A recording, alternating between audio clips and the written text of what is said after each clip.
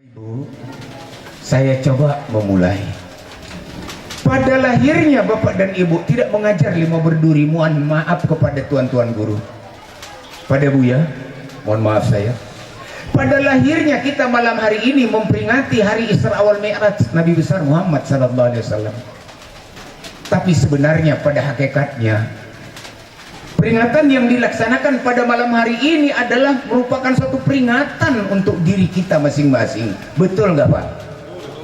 Peringatan untuk kita ibu-ibu. Peringatan. Kenapa? Begitu kita umat Islam, di mana kita lihat, di mana kita berada, sudah terlalu banyak kita, mungkin termasuk saya, umat Islam itu yang lari daripada ajaran Islam, telah beralih pandangan itu. Apakah hubbud dunia, cinta kepada dunia luar biasa, sehingga lupa hakikat daripada tujuan manusia itu diciptakan oleh Allah melalui surat Az-Zariyat ayat 56. Wa ma khalaqtul jinna wal insa illa liya'budun, kata Allah, tidak kujadikan jin dan manusia kecuali untuk beribadah kepada Aku. Inilah yang banyak dilupakan oleh kita umat Islam pada saat ini. Bapak dan Ibu, terutama ibu-ibu, saya tanya Bu, Ibu kalau saya tanya mau jawab Bu? Nggak ada yang mau jawab. Ibu-ibu kalau saya tanya mau Ibu jawab?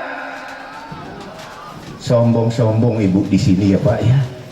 Mau Bu? Mau, alhamdulillah. Bu, Ibu di sini termasuk kelompok atau jamaah perwiritan, betul apa tidak? Betul? Banyak jamaah wiridnya Bu? Banyak, alhamdulillah. Tolong dijawab Bu. Saya tamu, ya. Saya tamu. Bu, Ibu yang rajin wirid, jamaahnya banyak, pernah nggak Ibu melihat jamaah wirid atau merasakan kalau wirid dia rajinnya luar biasa, tapi kalau sholat kadang-kadang di mana-mana ditinggalnya sholatnya? Ada yang begitu Bu? Ada. Mengaku Ibu. Untuk kejelasannya Bu, supaya jangan timbul fitnah, yang rajin wirid tapi malah sholat, coba angkat tangannya. Enggak ada Buya. Memang hebat Buya ini. Enggak ada yang mengaku. Banyak Bu kita lihat sekarang umat Islam wirid ngalor ngidul ngetan ngulon, tapi sholat lewat saja terus. Ada enggak? Kalau bapak-bapak mana ada sholatnya yang lewat? Iya kan Pak? Bablas terus. Nah, kalau cinta kepada Rasulullah, Rasul sampai hampir menghembuskan nafas terakhir ucapannya as-shalah, as-shalah. Betul Bu ya? Sholat, sholat. Dipapah Rasulullah menuju ke perimaman untuk sholat. Pingsan Rasulullah, disiram air, dimandikan, kemudian berangkat lagi, pingsan lagi. Begitu Rasulullah untuk mengerjakan sholat. Tapi datang kita umatnya kadang-kadang enak aja bilang, Allah Tuhan kayak maklum, kerjanane abot kayak ini kapan nih sholatnya? Yo maklum aja Tuhan. Di mana pengumuman maklumnya itu Pak? Nah Bapak dan Ibu sekalian, kita sholat itu diperintahkan ya Bu. Jangan hanya wirid yang rajin, apalagi wiridnya rajin sholatnya enggak, padahal wiridnya motivasinya cari pahala kontan. Masya Allah. Kalau wiridnya di tempat, maaf Pak donatur, yang mana tadi Pak? Pak donatur minta maaf saya, ya Pak, tak saya hormati, padahal lebih dari saya hormati Bapak lagi, cuman kelupaan Pak ya. Pak donatur, wirid tempat Pak donatur, maaf ya Pak, ya Allah semua yang mumet pun berangkat. Iya Bu, wirid, omongnya sakit, alah apa-apa. Mana Pak donatur iki lontong lu, ya. Nah kan Pak ya, lontong, lontong sayur, lontong sate. Kalau di tempat kami sana lontong.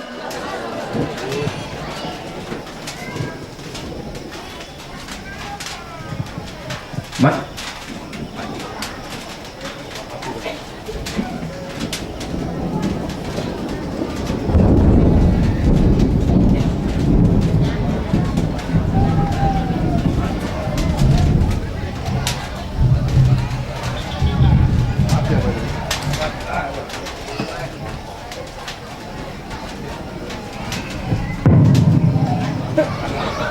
balai hidup terkejut aku. Ya Bapak Ibu, ya.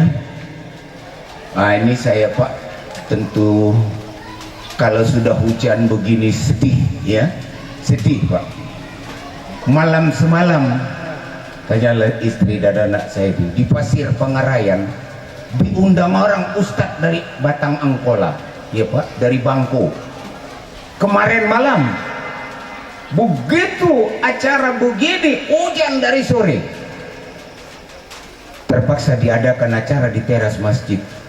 Besok malamnya diadakan lagi, diundang saya ke sana. Ya.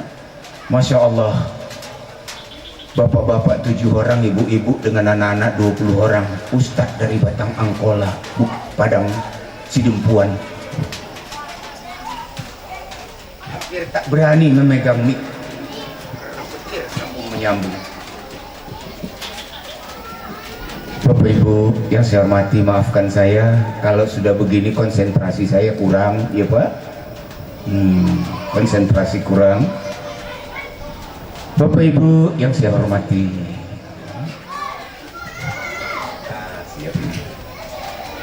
saya masih trauma betul Pak, ya, trauma betul. Bapak dan Ibu yang saya hormati, kalau kita cinta Rasulullah, marilah kita amalkan ajaran Rasulullah itu dengan sebaik-baiknya. Tadi Bapak yang sudah menyampaikan terdahulu, ya, kita ini bagaimanapun pasti akan mati, betul? Ibu yakin bakal mati? Bapak yakin Pak bakal mati? Menurut Bapak yang cocok mati, istri dulu apa suami dulu? Istri. Ibu? Ya Allah, ya Tuhan.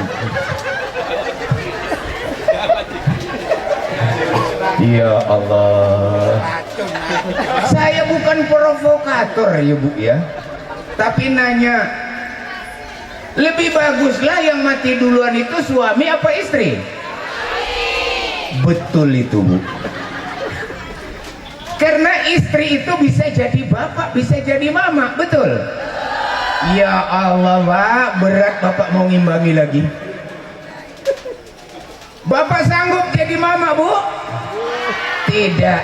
Coba kalau hari raya ibu pulang kampung seminggu, bapak tinggal di rumah, beres di rumah enggak Bu? Pakaian kotor banyak enggak? Piring bersera, betul? Anak yang diurusi yang paling kecil saja, betul? Masya Allah, ya. Nah Bapak Ibu, Bu, walaupun demikian kita tidak tahu pasti siapa di antara kita yang dulu, betul kan ya Pak? Hujan pun turun lagi. Oleh sebab itu maka mari Pak, kita bersiap menghadapi kematian itu. Udahnya Pak kita bersiap? Sudah Bu bersiap? Di mana Pak? Di sini kuburan Pak? Hah? Di sana? Udah ada yang dikuburkan di situ? Udah banyak?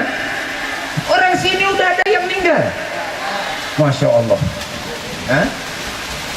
Ibu kalau gerimis begini jam 10:30 berani Ibu ke sana sendirian? Katanya cinta Rasulullah itu ziarah sendirian tengah malam, betul kan Pak? Kalau Ibu betul mengikut Rasul, ziarahlah tengah malam sendirian. Saya yakin Bu, kalau ibu kakinya diikat, tangannya diikat, dipikul malam ini, diantar, diletakkan di tengah-tengah kuburan, belum datang malaikat pencabut nyawa, udah keluar nyawa ibu duluan. Iya kan Bu? Saking apanya lah itu Pak? Saking takutnya, kasih itulah Bu bakal diantar. Oleh sebab itu mari kita renung, kematian itu pasti. Aina matakun idrikumul maut walau kuntum fi burujin musayyadah, kata Allah An-Nisa 87. Di mana saja kamu berada, yang namanya mati pasti akan mendatangi kamu, walau di atas tembok yang tinggi dan kokoh sekalipun. Ya Allah Pak, maka itu ya Bu, bersiaplah untuk menghadapi mati Bu. Jangan waktu menengok orang mati saja kita mengeluh. Itu pun Rasul berpesan, wahai Salman, kata beliau kepada Salman Al-Farisi, kalau kau memperhatikan orang yang sakaratil maut, coba lihat 3 tandanya.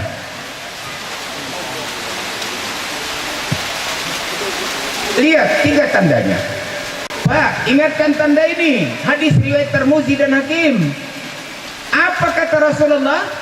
Kalau orang yang meninggal dunia itu dahinya berkeringat. Dahinya berkeringat.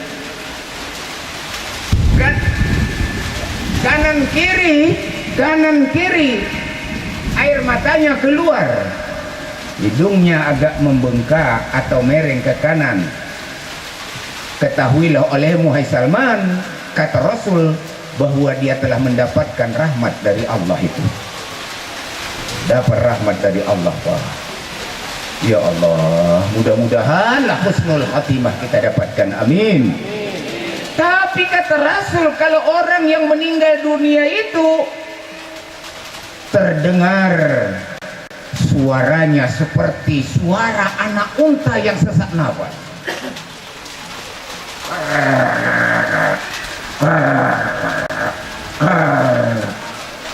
kemudian nampak wajahnya dari kemerahan berubah menjadi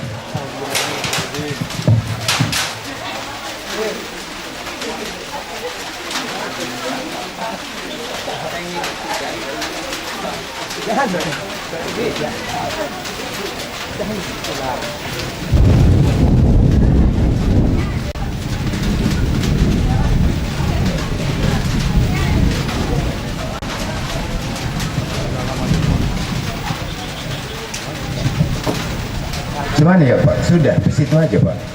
Terus ke belakang kanan.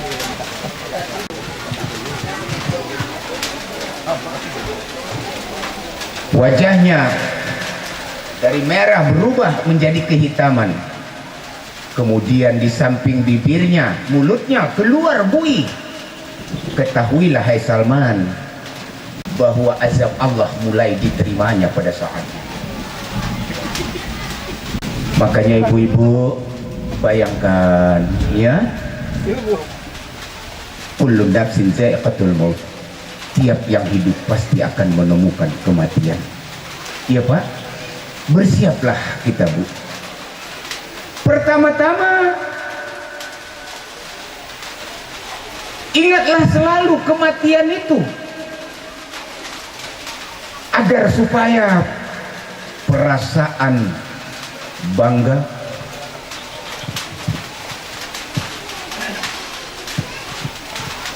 agar perasaan sombong itu jauh dari kita. Apalagi di zaman saat ini ya Pak, dimana tadi saya bercerita dengan Bapak Kepala Desa Perkebunan Teluk Panji. Saya Pak masuk ke kebun PT SMA ini. Maaf ya Pak ya, saya memberikan tausiah di kebun Teluk Panji, di kebun PT SMA ini sejak Pak Sapun Awe dulu Pak. Saya sudah masuk kemari, Pak Juremi itu tahu ya. Oh itu, saya berulang-ulang, bahkan di sini pun pernah runtuh pada waktu itu tendanya. Itu sekitar tahun 94 atau 95. Di Sungai Kalam hancur, tenda ambruk semua. Berganti dengan Pak Bukit Sanjaya, saya masuk di plasmen, ya. Bapak-bapak dan ibu-ibu sekalian, kita coba zaman sekarang. Kata Pak Kepala Desa, coba lihat Sidodadi yang dulunya seperti itu, sekarang boleh dikatakan semi kota, ya kan Pak? Semi kota. Apa yang tak bisa lagi dicari di sana? Hanya mungkin lapangan pesawat terbang aja ya Pak Kepala Desa yang belum ada ya. Begitulah Pak hebatnya.